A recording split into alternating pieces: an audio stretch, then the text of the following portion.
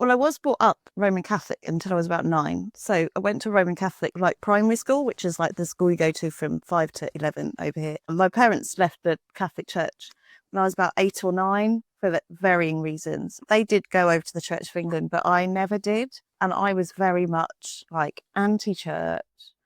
And, didn't believe in God. God doesn't exist. What a waste of space. They just are after your money and all of this stuff. I did kind of dabble into Buddhism. I did feel like spiritual in some way, but never kind of put my finger down on it. And then I was pregnant with my daughter, and it was really weird. I was in our town centre on my lunch hour, and there was this cross necklace in a window of a really lovely jeweler's. And I used to pass that jeweler's every day, like going to get my lunch. And it kept like catching me. And I was a bit like freaked out by that.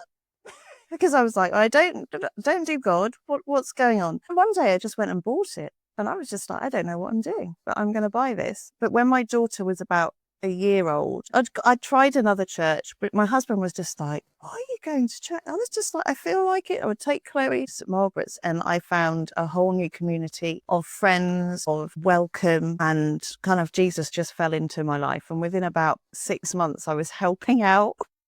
And I just kind of, then I felt a call to something, but I wouldn't accept that it was ordination or the priesthood, because I wasn't, why would I? No. I've got a job, I've got a family, my husband doesn't go to church. Chloe was kind of getting out of church at that point. So I trained to be an evangelist, which in our diocese, which is our area, so it's like Suffolk is our county, we have lots of different lay ministries. So like ministries that normal people can go into. You don't need to be ordained, but you have some training. And I trained to be an evangelist, which is like taking the word of God out from the church. And I really thought that was my calling. But then God doesn't shut up, does he, if you're not quite in the right place?